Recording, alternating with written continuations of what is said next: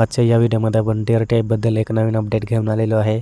TRTIची चौकशी या ठिकाणी सुरू झालेली आहे किंवा सुरू होती, तर त्यात टेंडर घोटाळा असेल किंवा TRTIच्या विद्यार्थ्यांना जे 23,000 जागा होत्या पोलीस प्रशिक्षणासाठी, तर त्या 18,000च त्या ठिकाणी भरलेल्या होत्या किंवा जे संस्था आहे तर त्या संस्थांमध्ये घोटाळा झालेला आहे। डुप्लिकेट ज्या संस्था आहे तर त्या ठिकाणी त्यांचं निवड झालेलं आहे। तर अशा प्रकारची जी अपडेट आहे तर ती या ठिकाणी आलेली आहे। तर तीच संपूर्ण अपडेट आपण या ठिकाणी पाहणार आहे। तर व्हिडिओ नक्की शेवटपर्यंत बघा आणि चॅनलवर नवीन असाल तर चॅनलला सबस्क्राईब करा।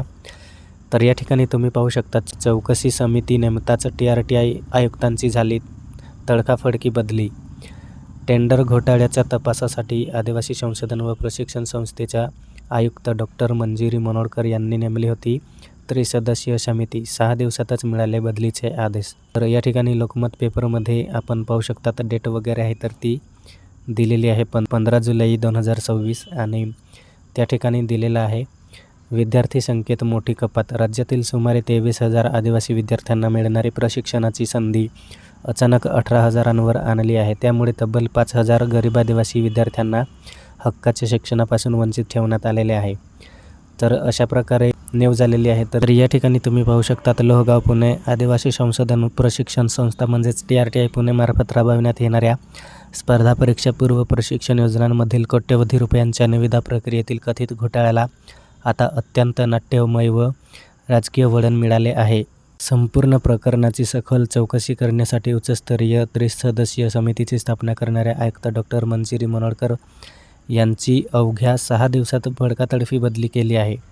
महाराष्ट्र शासनाच्या सामान्य प्रशासन विभागाने 8 जुलै 2026 रोजी जाहीर केलेल्या अधिकृत आदेशानुसार डॉक्टर मनोरकर यांच्या जागी श्रीधर दुबे यांची नियुक्ती करण्यात आली आहे। सहसचिव सुभाष उमराणी खरसे यांच्या स्वाक्षरीने निघालेल्या या आदेशात डॉक्टर मनोरकर यांना त्यांच्या पदाचा कारभार त्वरित सोपवण्याचे आदेश दिले आहेत।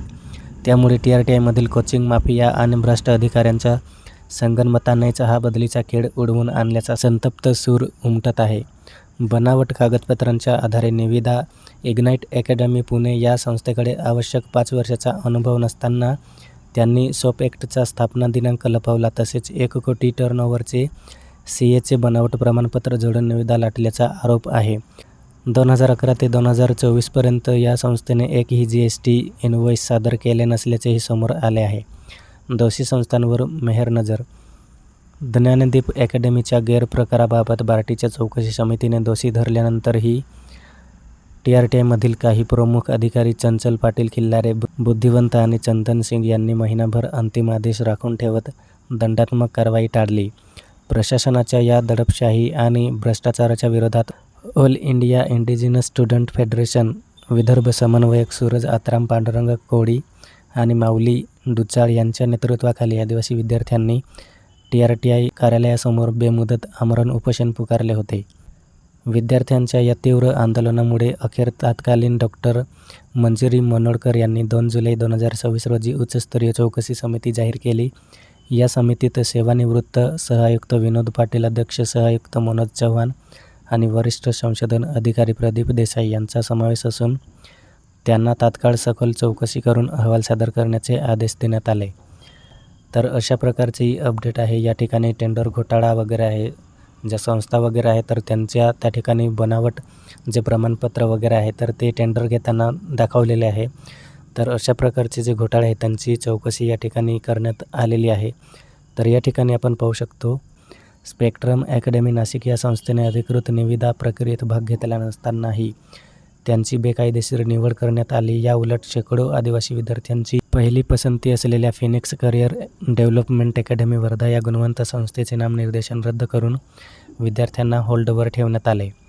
तर काही ज्या संस्था आहेत तर त्या विदाऊट लायसन्सच्या त्या ठिकाणी निवड झालेल्या आहे आणि ज्यांचे चांगले लायसन्स वगैरे आहे तर त्यांचे सुद्धा त्या ठिकाणी निवड झालेली नाही।